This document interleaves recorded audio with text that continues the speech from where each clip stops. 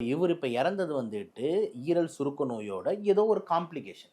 அந்த ஈரல் சுருக்க நோய் என்ன நிறைய காம்ப்ளிகேஷன் கொண்டு வரலாம். இப்போ ஒரு மாதத்துக்கு முன்னாடி நம்ம ரோபோ சங்கர் சாரை பற்றி பேசிக்கிட்டு இருந்தோம்.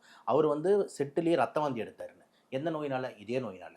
அப்போ இந்திய நோய் ரத்த வாந்தியை உண்டாக்கி இறக்க வைக்கும், தண்ணி சேர வச்சு சீல் பிடிச்சி இறக்க வைக்கும், பிபி குறைய வச்சு இறக்க வைக்கும். இந்த மாதிரி என்ன வேணால் பண்ணி அதை இறக்க வைக்கலாம். டேரெக்டாக அது போய் டெத்தை லீட் பண்ணுறதுன்றது ரொம்ப ரேர். ஆனால் அது ஒர்க் எவ்வளோன்னும் போது மற்ற எல்லா சர்க்கியூட்டும் அடி வாங்குறது தான் இங்கே பிரச்சனை. எத்தனை பர்சன்ட் போடணுமோ குடிக்க போட்டுருங்க, ஓகேங்களா. மீதியை வந்து நம்ம சொல்கிறேன், ஓகேங்களா. இப்போ இதுலேருந்து என்ன சொல்ல வரேன்னா 90 to 95% குடி மெயின், ஏன்னா அது அதிகமாக பண்ணுறது.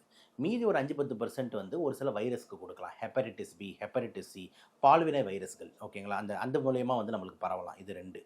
3வது வந்து பார்த்திங்கன்னா வந்துட்டு ஒரு சில ட்ரக்ஸு, மாத்திரைங்க. ஒரு சில மாத்திரைங்க வந்து எல்லாமே வந்து பார்த்தீங்கன்னா லிவரில் மெட்டபாலைஸ் ஆகும். ஸோ மாத்திரைங்களோட சைட் எஃபெக்ட்ஸ்லேயும் இந்த மாதிரி வரதுக்கான வாய்ப்புகள் விடுறது, லிவர் ஃபெயிலியர். இது 3. 4வது நிறைய டைம் வந்து இந்த டிஃப்ரெண்ட்டான வந்து ஆன்லைன் ப்ராடக்ட்டு, லேகியங்கள், இதில் என்ன இருக்குதுன்னு தெரியாது. இது எல்லாமே லிவரில் மெட்டபாலைஸ் ஆகி டேமேஜ் உண்டாக்கிறதுக்கு சான்ஸ் இருக்குது. இது 4.